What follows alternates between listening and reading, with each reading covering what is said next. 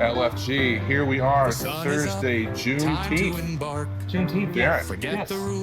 what do they say about how you get to Carnegie Hall? Practice. Yes, that's true. Couple technical difficulties yesterday in recording, In so regards to my I faux pas. I was there too. I admit, mistakes happen. Now, So- just so we're clear, I'm pretty good, but I like to say I'm a jack of all trades, Yes. a master of none, Yes. and I definitely proved the jack part last night. Yes. I'm a Renaissance man of nothing. So, we're gonna call this one episode 24, The Redux. All right. Don't sleep on the arts. Yeah. Because we were down in the arts district yesterday, and that's kind of how we had our theme working. But when life gives you lemons, well, you make lemonade and have a Makers and soda and a what do you have? An orange vodka? Some kind of vodka Something soda. delightful. We thank again Skip at Huddle and his team yesterday for putting this up, and then we're going to thank Joey, Todd, and the crew over here at Wahoo's on Rainbow and Sunset. So we're kind of doing this as a little bit of a piecemeal, a patchwork. It's kind of like well, we'll get to that in a minute, but Wahoo's fits the vibe Sure. of what we're going to be talking about a little bit later. Absolutely. Game 6 of the NBA Finals going on. Caitlin Clark got scrapped up last night. We're going to talk, we're going to talk some Vegas numbers, Vegas population, Vegas home occupancy. We're going to talk the death of a couple musical legends. And we're going to talk about some sad things. The influencer shooting last week on the Strip. And then finally, I guess, again, when something doesn't happen right, that it gives us the opportunity now to talk about two positive things. If you're the Bus family in Los Angeles, the Lakers sold yesterday for $10 billion to an investment group, and then more locally for us, our little experiment, our group, SIP Socialize Shine, Vegas Day Drinkers just surpassed 700 in the group. Yay! Cheers. That was very emphatic. How was work today? It was airporty, it was just slow. Okay. But there was a good influx of people. I think it's going to be a slow weekend, but Yeah. hey, 50 million people a year ago there. So what can I say? The summer doldrums, but we'll get through it, right? Mhm. So, did you see that currently it came out in the LVRGA this week that there is $7 billion worth of home inventory in the Las Vegas Valley right now, which is the largest amount ever, which coincides with a bigger number nationally, which is also the largest amount ever. What are your thoughts? I think we need to consult with our resident realtor, Tony Vanier. Yes. The man, that guy, I think he's number one in this company. For Berkshire Hathaway, right? Yeah, or at least regionally. I don't know about the whole country, but Okay. I'm sure he could fill us in. But I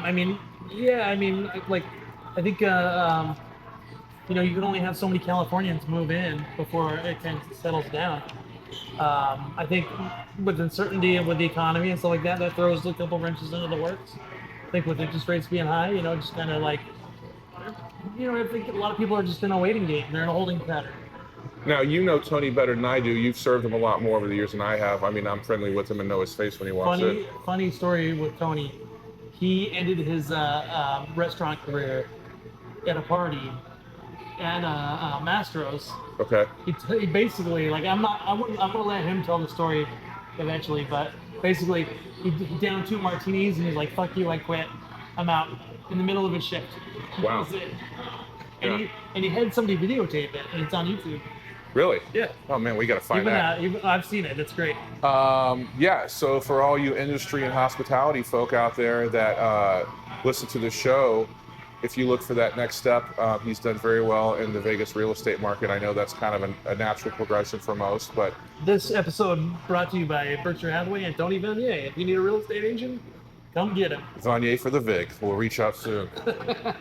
In addition to the $7 billion worth of inventory, they're saying basically that it's primed to be set up for corporate investment. So these swaths of private equity groups or whatever to come in and buy lots at a time. Yeah, that's a big thing, man. Right now, like these private equity companies are running out of stuff to buy. So, that was the joke yesterday. You're like, change my name from Talk Soup to PE.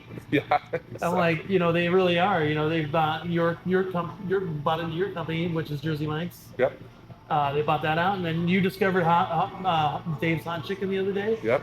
and fell in love with it. And immediately, once I heard that, I was like, private equity just bought into that. For over a Bilski, right? And speaking of private equity, We're gonna talk in a little bit about the Lakers, who yeah, but they basically they just buy up everything, and that's what they're doing. They're buying up houses, buying up everything they can, and it's a great investment because houses typically only go up, and they can charge rent in the meantime and make a steep profit because rents in the valley are ridiculous.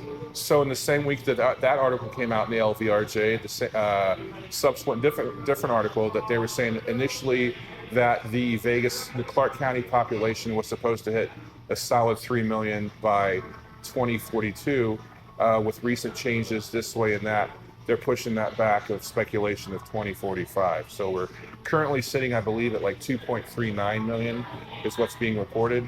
I mean, there's just babies just don't stop getting born. That's for sure. That's right. But again, is it the chicken before the egg, and or is it the egg before the chicken? I think I found that the chicken came before the egg All right. because I saw him smoking a cigarette, Yeah. So and that's a good indicator that with he the had a good time. with the Reaper sauce at Famous Dave's Chicken or whatever, that stuff is hot. But yeah, that's a couple Vegas numbers. Let's talk another thing. Vegas, not as if you want to take that segment as positive or negative. Obviously, the stupid, silly shit. I mean, I could go deeper into the numbers and stats. There's all kinds of factors, but Sure. this is not an economy day show. It's a day drinking show. Yeah. And where did we drink at yesterday? Let's talk about that. We drank at, we started at Nevada Brew Works. Yep. And then we moseyed on over to Silver Stamp. Silver Stamp. And then we recorded a lovely episode at Huddle. Quite lovely. And it was amazing. It was probably the best episode we ever did. And then I dropped the ball. Where we had behind the curtain access, VIP ropes and everything, and there was no sound. You asshole. And I had a wonderful it was called Mosquito Bite. It's like a spicy Mexican lager. Yep. It was amazing. And I got into a fight with a fly. Yes. Not Jeff Goldblum, mind you. No, I think it was one of the Spanish flies, not a Mexican fly. Yeah, I had, I think recently tapped at Huddle, I guess we're going to work this backwards, the Glen Helles, which is a German-style Helles lager, which is a lighter sipper for summer. Yeah. Because we only really had one there because we both had other responsibilities. But before that, we worked on a very small micro sample of introducing people to bars they'd never been to. Yep. You and I have been to multiple times the Silver Stamp, of which never lets down. I had ordered the Flanders ale. It was a Flanders Red. Yes. Belgium. Yep. And they were out of it. I got a little sample, and I made the obvious Simpsons reference. Sure. And I think it would have lived up to Ned Flanders' expectations. That's right. Bruce was behind the bar, who's kind of your go-to barman in the daytime down there. He's always nice and pleasant. He was a cool dude, like kind of mellow, chill, like kind of like the uncle that you want, not the crazy uncle that you get Sure. at Thanksgiving. And an avid hams collector. So he goes to antique shows and things, and he's all in on hams beer. The beer refreshing. Very refreshing, yeah. So they just finished up Belgian week down there, and what's kind of cool too, because I asked them about it, is that Rose and Andrew have been bugging Sasson du Pont out of Belgium, which is a farmhouse, which is a Belgian farmhouse ale that if anyone goes to the store and gets like the 750 milliliter bottle, it's kind of the yellow, green, and white checkered label.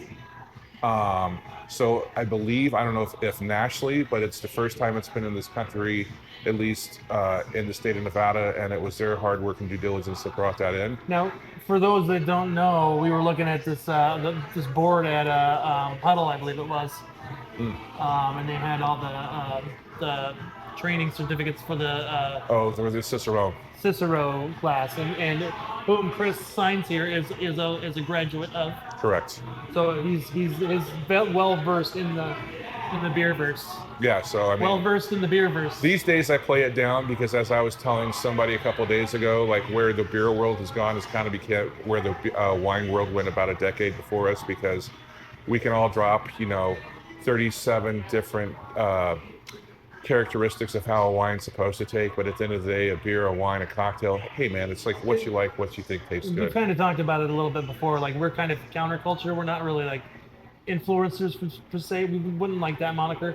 Like bartending, I realize that I've been bartending a long time, but the craft has left me far behind, and I still love it, and I still I'm totally into learning new things and discovering new things. And this kind of part of the reason I want to do this is to be introduced to things and learn new things. And because I'm always open to learning new things. The minute you think you know everything about a craft, you're gonna get proven Oh, wrong. there's always So, somebody that knows more. Absolutely. exactly. And And there's bartenders in this town that are phenomenal. And I can't wait to meet some of them, and given the opportunity to and do it. it's funny you say that because I promised I wouldn't go there without her, and I went and checked out Jive Turkey outside of day drinking hours. But they just opened in late March over on Charleston and Maryland, so an area that's kind of going through gentrification. Great dive bar menu, excuse me. Charleston and Maryland, is that where the Ethel and Winchell, the breakfast place is? Right around the corner. So Yeah, it's across the street from the Huntridge Tavern. So it's Okay, yeah. So Winnie and Ethel's is there, which is amazing breakfast and brunch spot yep, and lunch spot. yeah. And they also have a pizza place right next door, which is I want to say it's like a mountain range name. I can't think of the name of it right now. Yukon Pizza. Yukon Their Pizza. pizza is amazing. I was So- focused getting down there last night because I knew that like Maryland continues to have road construction and a lot of, as most call it, the state flag of Nevada, the yellow or the orange cones. The orange cones. That's So managing parking wasn't necessarily an issue. I just wanted to make sure I wasn't going to get towed. And I walked in and I just said, "Hey, what's your parking policy?" I was told of Adam, who actually was saw in the Vegas bartenders and servers group the day before, who he won a cocktail competition and won a bottle of Louis Trey. And as like, if you can't enjoy Louis Trey by yourself, why wouldn't you pour it off to all your friends at the bar?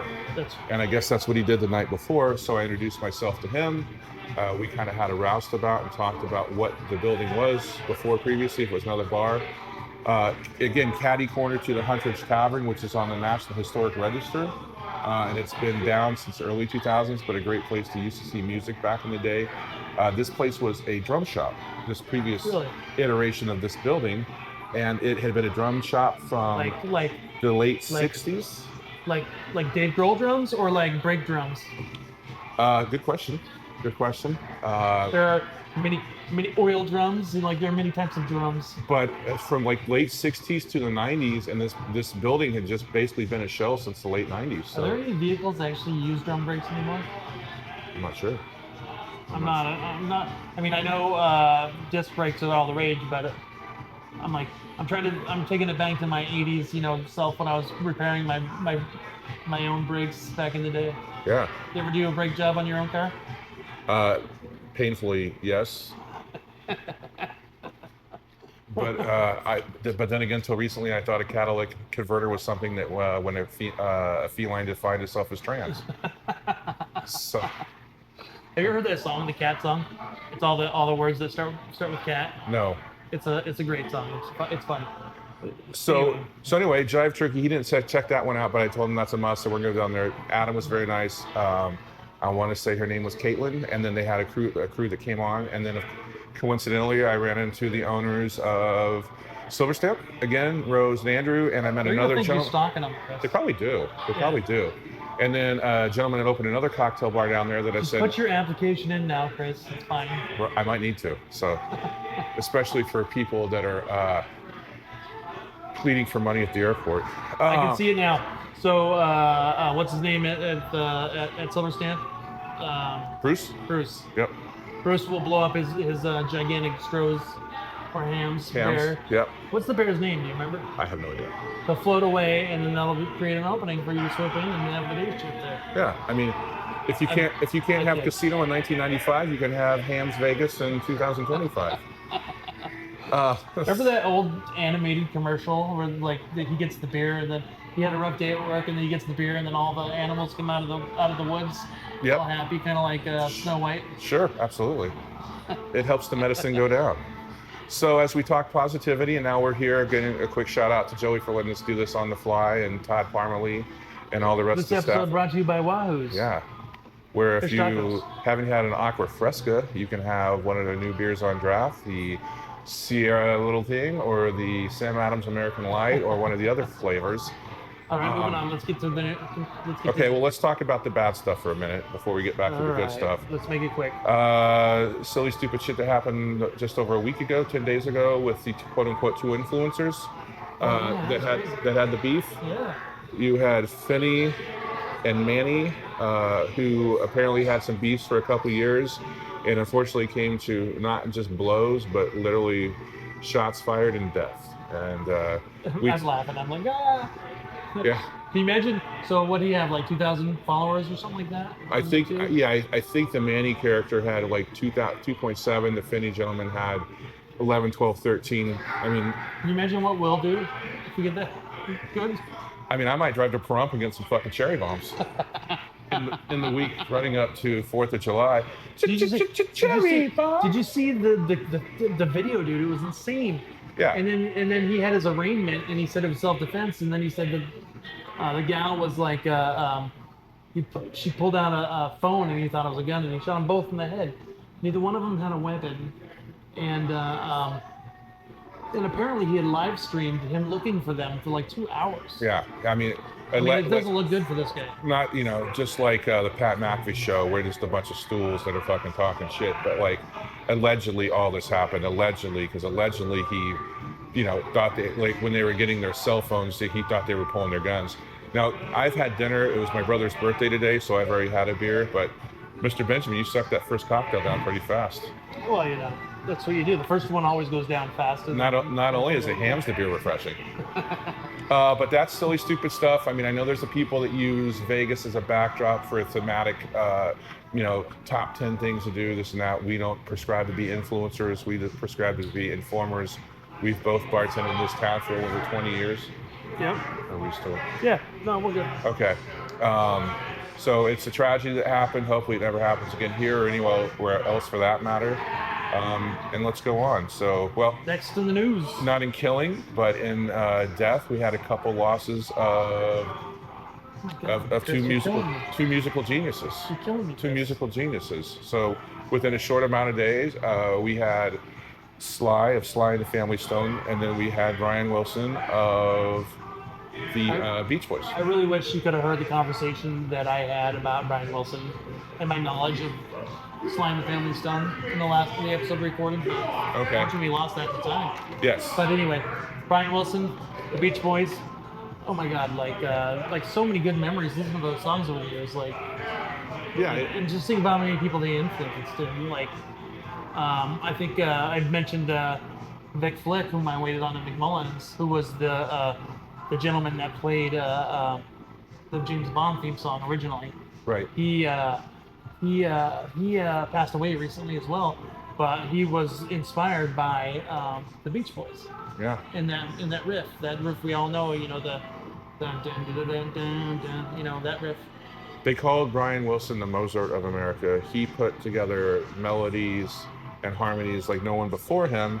And kind of back in the day, and both the Beatles and the Beach Boys respectively were having a constructive spat, if you will, in the 60s, because in 1965 the Beatles put out Rubber Soul. Brian Wilson hears it, goes to the Beach Boys and says, "Boys, we got to be better." 1966 gives us Pet Sounds. Yeah. Which I'm not sure. I think wasn't it like one of the first albums that had like a 16-track recording? I believe so. Yeah. I don't know. I know the Beatles were right there, and Beach Boys. And then in 1967, Paul McCartney goes back to the Beatles, and in Abbey Road famously records Sgt. Pepper's. Just think about that. Go ahead and finish your thought. No, go ahead. But think about that. Before they filmed everything with two track, mono track, just one mic and everything, and then they had 4 tracks. And then all of a sudden we got introduced to 16 tracks. Yeah. So just the buildup of sound, and nowadays, modern music, they have 32 tracks. It's endless.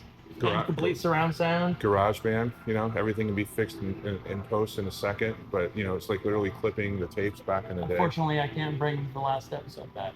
That's okay. We'll figure it out. Maybe there'll be a software that can lip read in the future.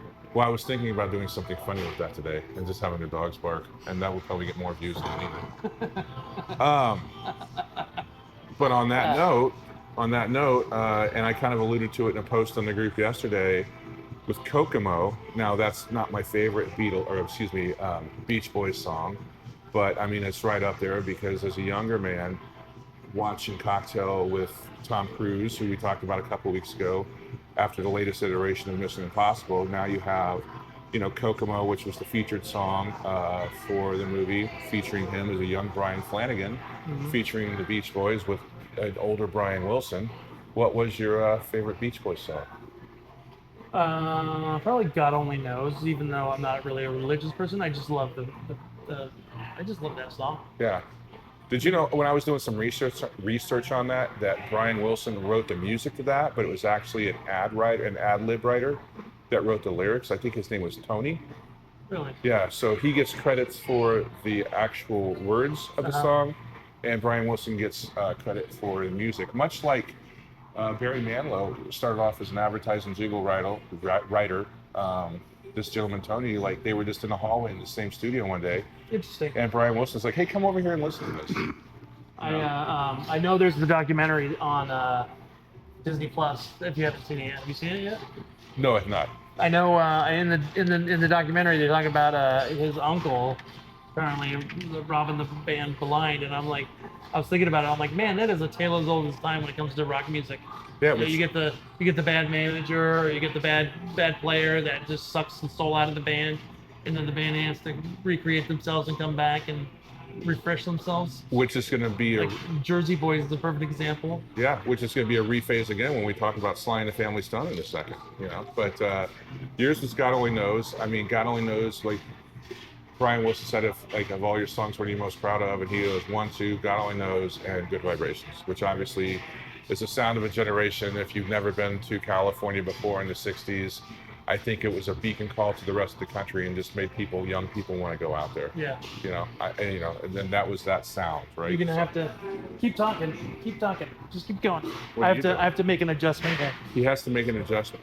Apparently, Darren wears a jock strap to work, so sometimes he has to make an adjustment. But this brought to you by Jock Straps Universal. I don't know if it's the vibrations in the universe or my camera's moving, but you were kind of moving out of frame. Well, he got that first cocktail, so maybe his divining rod is. You were moving out of frame, and I just wanted to put you back. Okay. I mean, it's all about you anyway. I really don't want you any closer to me. Okay. So, we both agree God Only Knows. I mean, we both bartend Kokomo, Aruba, Jamaica. Ooh, I Want to Take You. California Girls inspired one of the greatest rock songs of all time. Yeah, for sure. know. So that was Brian Wilson. Let's transverse over to Sly and the Family Stone, who created basically soul, funkadelic. Another genius musician that was born, Sylvester Stewart in Denton, Texas in the 40s, and achieved massive success in the 70s with his band. And he was ahead of his time because not only was it him as a black man, it was him with women, it was him with men, it was all creeds and colors. And if you could play, if you could jam, you were in. Nice. I know you're not as versed in him. I think my knowledge of that band is just in the ears. Yeah. Not in anything else. Yeah, like Dance to the Music, you had Thank You. I mean, I alluded to it yesterday. I mean, I obviously know him for more, but for 10 years, I mean, Toyota. Get my boogie nights on the way home. I'm doing a Sly and the Family Stone deep dive on the way home. There we go. Toyota licensed everyday people. So if you even thought about buying a Toyota, obviously thought, erroneously about Sly Stone. Yeah. But to your point a moment ago, had a life of turmoil, had drug addiction issues that he had to overcome. And Who does it nowadays? I know. Cocaine is a powerful drug. Are you living in the world we're living in, man? I get it. You're about to crash out. But I mean, it got so bad for him. He was basically at one point like living homeless in a panel van by Dodger Stadium in Los Angeles, and no one recognized him. Was he living in a van down by the river? I mean, the Los Angeles River, perhaps. Throwing a Chris Farley reference. But his manager took him for millions, and he didn't figure it out till later in life. And when he started to figure it out and how to countersuit, and you think about that, back. Like these guys do it for they're ignorant. They love music. They're savants. They don't know anything about the business end, and they get just get taken advantage of, and that's terrible. Yeah. You know? Now, I did read that in the early 2000s that, and help It's me a right. tale as old as time. Yeah, in the early 2000s that George Wallace, who played center strip at the Flamingo back in the day, Oh yeah. was known for having impromptu sessions where if you would go to see his stand-up, and he's on the shoulders of giants too because he's good friends with all the legends, and I mean, I know who he is, but I'm not a huge George Wallace stand-up comedian guy. But a later aged and kind of like not out in the public, Sly Stone came out and jammed on the Flamingo stage in a Really? small venue, That's great. of which George Wallace described as one of the best nights of his life in Las Vegas. Is that the same stage that Second City was on? I believe so. Like, I want to say circa 2006, 2007. Wow, that's cool. So again, with all the in memorandum. Oh, here we go. Oh, Joey. Are we live, gentlemen? Yes, we are. Are we going? Yep. Yeah. Excellent. Oh. This is my one and only appearance, so let's live it up. Never I'll do that one. Never say never. Nope. If you guys are out and about, come see Joe. This guy. One Thanks of- for the shot, man. Always. One of the best. Oh, Cheers. we already gave an apropos to you and Thank you, sir. Todd and everybody. Appreciate so, that. Andrew. Appreciate And we'll get him on a sports bet. I'll raise this part if you don't mind. We'll We see. won't show you anything. We'll see what the mics pick up. Yeah, we'll blur it out. I clocked out. We're good. What's the talk soup of the day? What do you got going on? We're talking the passing of Brian Wilson. We're talking the passing of Sly and the Family Stone. The silly, stupid shooting last week on the Strip with the two influencers. Yep. Vegas numbers being down, $7 billion in home inventory, population degradation, and then we're going to talk sell of the Lakers, which is a good segue. Yeah. What'd you think of that? It's a monster sale. Yeah. I couldn't believe that number. That was insane. That's got to be the biggest investment in history, like, or at least profit-wise. Yeah. Until Jerry sells the Cowboys, I would imagine at some point. Well, Who knows? when the Commanders sold in 2023, as of yet, that was the largest sales in sports franchise history. That surpassed that. So you got to think Jerry Jones is Yeah, he's chomping at the bits. He's getting old. He's getting up there. Yeah. For sure. Do you think that will be a private equity sale, Chris? Of course it will be. Joe, I told Joseph, excuse me, for your sister. Yeah. I told Darren yesterday that his name might transition from Talk Soup to PE, not physical education, mind you, but Yeah, obviously. private equity. Private equity. Yeah. So I'm gonna have to lift you up as my trainer. I would expect that. Then I'll be able to get like, come on, show us those arms, man. while you're here, I did some numbers today. Jerry Buss bought the Lakers in 1979 for $70 million. As of the sale yesterday, the Mark Walter and his group for $10 billion. That gave you a return on investment of 14,185%. That's a lot of zeros. Yeah. That's a lot of zeros. And then I was telling him earlier that, That's insane. That's insane zeros. yeah. And then they said, That doesn't even include like for money that they made. So they made $10 billion off the sale, but that doesn't include the money that they made over the last 40, 46 years. selling Shaq jerseys, selling Kobe jerseys, Jesus. Magic jerseys, They said the more impressive fact was the compounded annual growth rate is more impressive, like I just said, that it was 12.9%, which would beat the market, where'd it go, by about 1% year over year. Yeah. So if you invested $70 million elsewhere in 1979, in gold it would only be worth $940 million, 10-year treasury bond, $1.3 billion, and to Darren's favorite, Which stock over here? yes, would surpass the sale. If you bought $70 million in Apple stock when they had that IPO in 1980, it would now be worth $72 billion. That's enough to pay for the house in Henderson. Insane numbers. Yeah. Insane numbers. I like it. Thanks for the shots. Thanks, Of man. course. We get a little libation. I'm back there.